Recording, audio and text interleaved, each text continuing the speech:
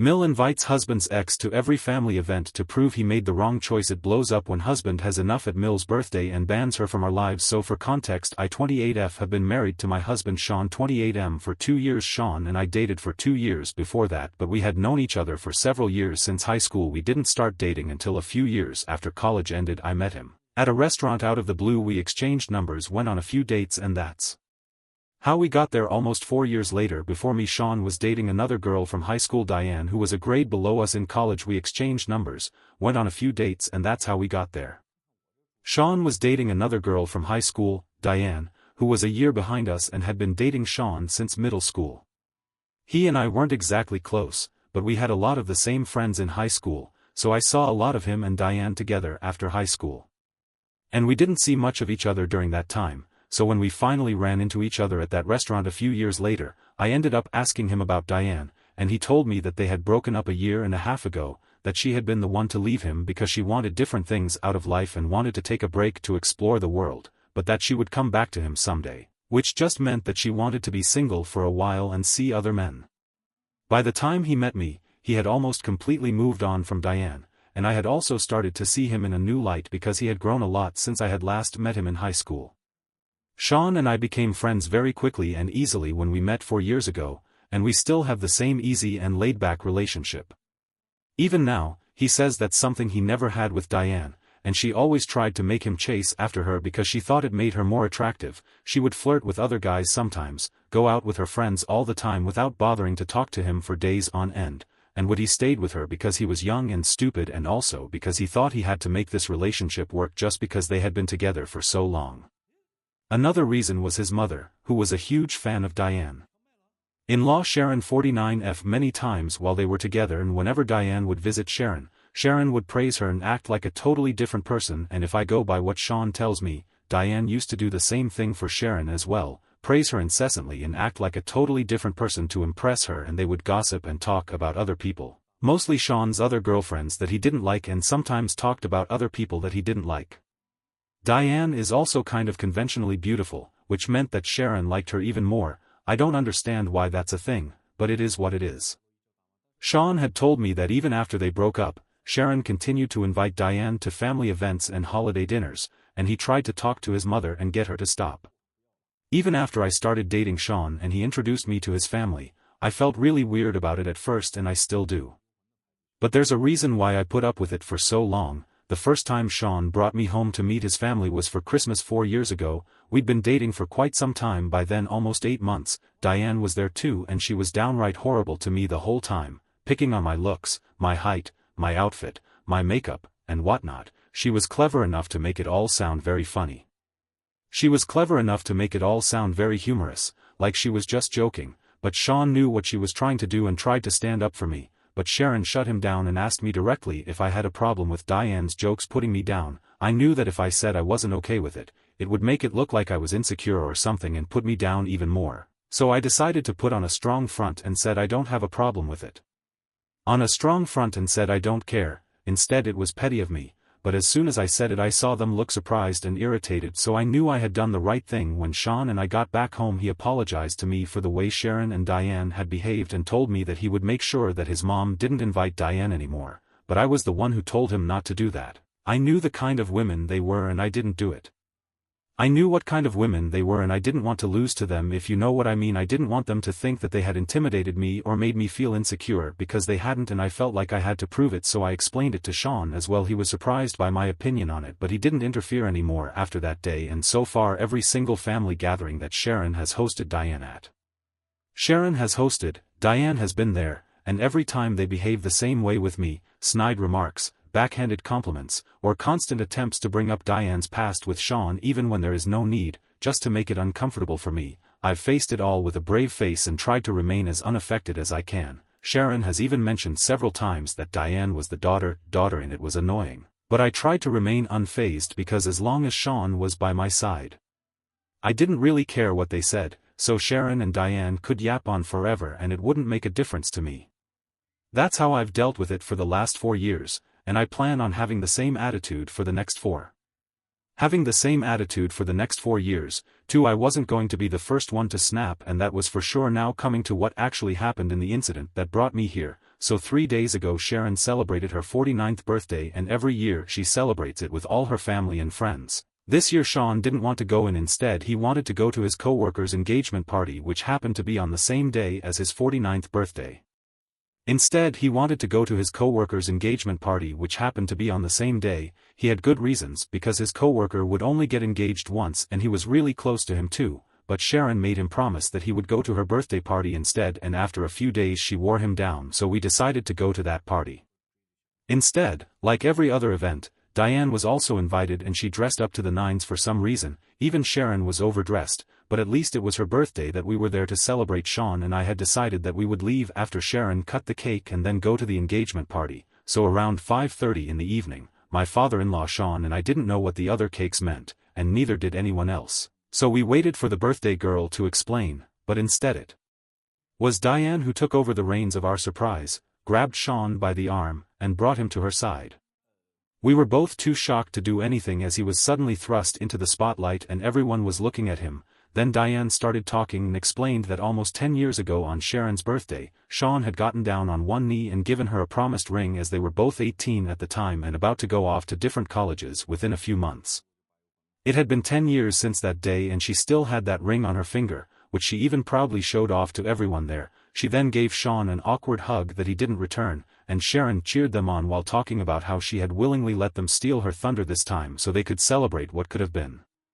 The whole thing was so incredibly ridiculous that Sean and I just stood there silently with our mouths wide open, much like all the other guests, for a good few minutes, neither of us saying anything because we didn't know what to say in response to something that crazy Diane continued to babble on about how Sean was her almost husband and Sharon was her almost mother-in-law, so this was their almost anniversary, as if we didn't get the joke. And Sharon cut the so-called anniversary cake to feed it to Sean. She first fed it to Diane and then she tried to feed it to Sean, but I guess he came to his senses and backed away from his mother when she brought the piece of cake to his mouth. She looked surprised when he did that and asked him what was wrong. When she asked that question, that's when all hell broke loose and Sean started yelling at her and Diane about what they had done. He tore into them and finally let out years of anger from the party. He called them both shallow, stupid and self-involved to the point of delusional, and said that he was ashamed that he had even been involved with Diane and that he was actually related to Sharon by blood because they were both the most trashy women he had ever had the misfortune to meet.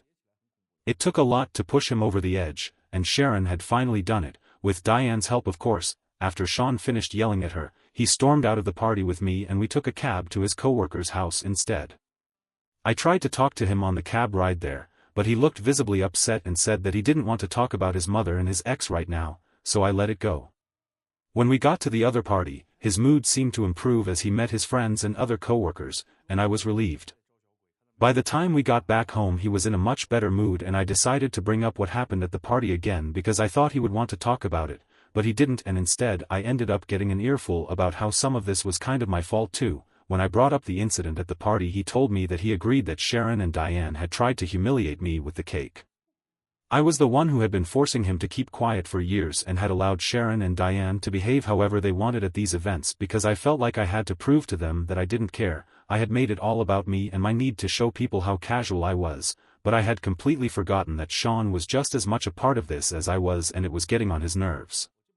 Sharon, Diane, and I were the ones fighting it out with our mind games, but he was the one who was suffering, and no one bothered to check in with him and see how he was feeling about all of this. He didn't expect it from his mother or his ex, but he did expect it from me, and he said that I had kind of let him down by putting my own feelings about the situation ahead of his.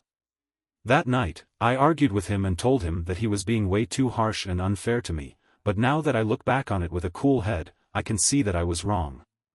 I think he had a point. I forced my husband to keep quiet for years while his mother invited his ex to family events to put me down. Update 1. Okay, so I apologized to Sean tonight. I read the comments, I did a lot of introspection and I talked to some of my friends about it too and came to the conclusion that I was in the wrong here and whatever he said that day was true. I had put my feelings above his and was so busy acting like he was the only one who cared about me. I was so busy pretending that Diane and Sharon's behavior didn't bother me that I didn't even stop to think that maybe it bothered Sean, so for his sake I should at least let him end it if he wants to. I made him put his own feelings aside for years so that I could win some sick mind game with people I didn't even like, and in doing so I jeopardized the one relationship that matters most to me. I had to make up for it. Sean had been giving me the cold shoulder since the day of the party, and I had also been trying to act like it didn't affect me. It's something I've always had and it's been a problem forever because my response is to always pretend that things don't bother me, even when they do. I want to be perceived as casual and unaffected by anything, so I act that way and bottle up my feelings, which I now realize is a really unhealthy coping mechanism and I definitely need to work on it if I want my marriage to work. But today I skipped work and decided to take him to his favorite place for dinner instead, along with a chocolate cake that said, "I'm sorry," on it. I came home, set it all up, and made it as romantic as I could, because I know he's a sucker for sappy rom-com apologies, and also because I was just very sorry for everything I had unwittingly put him through. He came back. We had a tearful reconciliation and I ended up crying because I was so afraid I was going to lose him over this when he didn't talk to me. We talked things out and everything is better between us now that I've owned up to my screw-up, and I explained to him my constant need to be perceived as someone who's cool and laid back. Someone who is casual, basically for no reason other than it looks cool, and I don't want to be vulnerable around people, which is the real reason behind this whole mess, and he understood and respected the way I acknowledged it and said that I would work on it instead of just pushing it all down and bottling it up. Down and bottle up my feelings. He also apologized for being rude to me, but I don't think he had to do that. He did that because he is a good man and because he loves me, which really makes me think that I have one in life. After we were done with dinner, we finally talked about and addressed what had happened with I hadn't heard from either of them after the party, and after my fight with Sean, it was all out of my mind anyway, but Sharon had been texting him all the time to make him apologize to Diane, who was supposedly heartbroken and overcome with grief over the way Sean had treated her. I had to try really hard not to roll my eyes when I read the text that Sharon had sent my husband to guilt-trip him into apologizing to that woman. Sharon was trying to make it seem like the cake and the whole almost anniversary gag was just that. Was just a joke and there was nothing to imply, but I call BS on it. This is a married man we are talking about here, and surely they would have enough brains to realize how inappropriate and disrespectful this was to me. They went through with it because they wanted to humiliate me at the party, so they couldn't just write off our feelings and say it was just a joke and that Sean had taken things too far. The audacity to even suggest that Sean and I had taken things too far and disrespected them with that outburst, and then our walk out was just ridiculous. Sean had been ignored her texts anyway, and today after I saw those texts we decided to go no contact with her. We had enough of her nonsense and wanted no part of it anymore. Update 2-3 days ago, Sean and I blocked Sharon and Diane on all of our social media, and he told his dad that he didn't want to speak to his mother anymore. His dad respected that because he understands Sean's feelings, but he also refuses to get involved now because he also loves his wife and knows that he can't leave her, so he's staying out of it completely like he has for the past few years. And I'm not on board with my father-in-law's behavior, but I can't help it either. Everything had been going well for the past 2 days, but today Sean called me out of the blue and said that he had to go to the hospital ASAP because apparently his mother had fallen down the stairs and broken her leg. As soon as he heard, as did I, we arrived at the hospital that his uncle had mentioned at about the same time, but before we could even get in, Sharon stopped us in our tracks, and she was completely fine. She and Diane had ambushed us in the parking lot of the hospital, telling us that this was the only way to get Sean's attention because he was blocking. Diane tried to explain to him that whatever she had done at the party had been a prank and that she hadn't meant to offend him, while Sharon backed her up. Sean listened. As we tried to get into our respective cars, Sharon started yelling at us, but we didn't wait around to hear her out. I'm sure she was cursing us, but it didn't matter because she had lied her way into seeing Sean again, and I couldn't imagine a more manipulative person. I couldn't think of anything more manipulative than Sean going home from the hospital because he was too stressed out, but I had to go back to work. While I was at work, I got a text from a number I didn't recognize, and it happened to be Sean's mother. She screamed at me for 15 full seconds before I managed to disconnect the call. I had just been caught at work, otherwise I wouldn't have answered the call, but she was screaming at me. All I could hear were selective expletives at the highest volume. I don't know why she was mad at me, because I had nothing to do with Sean's behavior. She had pushed her own son to that extent, not me anyway. I blocked her and tried to get on with my day. Finally, when I got back home around 6 p.m., I was able to talk to Sean, and he told me that he was going to block the rest of his relatives who were close to his mother, along with his uncle, because now it was clear that she would do anything to get him to forgive them and talk. Anyway, Sean has talked to his dad and told him about what happened today, but he still refuses to intervene. It's his choice and Sean loves his dad, so I'm not saying anything right now, but I don't think the way my dad, in Sean, loves his father, but the man has never once stood up for him when it comes to Sharon, and I've only kept my mouth shut out of respect for their relationship. Otherwise I'd have a lot to say about how his entire family are just ridiculously stupid people who literally never think of anything but themselves. How a man like Sean is part of a family like that I will never understand. Update 3. Hey everyone, so it's been a week since the last update. In yesterday we decided to file for a restraining order against Sharon and Diane because of something they did to me, or at least tried to do, to be more specific. So I came back from work like 3 days ago. Work the other day, about 3 days ago, and it was a Thursday that day, and on Thursdays I usually stop at a coffee shop near my office and get myself a frappuccino as a little treat, and last Thursday I was about to do the same thing, but as soon as I walked into the shop, Diane and Sharon left their seats where they had been waiting for me and came right at me with their coffees before I could even get out of my seat. Before I could even react, both of them had splashed it in my face, and then Diane even grabbed some of the whipped cream from her cup and dumped it on my hair. I was stunned and just sort of froze for a while before the baristas rushed over to help me clean up a bit. They tried their best and made sure it all came off, so a huge thank you to them for making this possible. So a huge shout out to them for literally leaving their jobs to help me, and even the other customers who waited patiently while I tried to wipe it all off. My clothes were all sticky and disgusting and my hair was disgusting, but I was much cleaner by the time I was done. Some of the other customers made sure I was okay. And one asked me if I wanted to call a cop, which I did, and I reported Diane and Sharon, and I filed charges against them, but they got off with nothing more than a slap on the wrist and a fine, because this was just a misdemeanor and hadn't really hurt me, unless you're talking about my clothes from that day, which I can't wear to work anymore. Because of the faded brown coffee stain all over the front, we still pressed charges, and that went on her record, so that will help with the case. Sean wanted to take this public and post about it on social media so that more and more people would know and stay away from Diane and also his mother, but he changed his mind when he realized that I just wanted to move on. From this without any more discussion. Honestly, this incident kind of shook me up, and it sounds silly, I know, but it made me think that if things were worse, then it could easily have been something more than just them throwing coffee in my face. They could have seriously hurt me if they wanted to, because they knew my routine for my social media. And they knew my address, so that could have gone southeast. Sean and I have had a decent financial year, so we had already been considering moving, and now after what happened we will definitely be moving. We had also been thinking about having babies, and we will start trying soon, but my in-laws will never get to meet me. We cut off my father-in-law as well after he refused to intervene. Even after the coffee incident, Sean got into a big fight with him and then cut him off as well. I for one am relieved that I will never hear from these people again.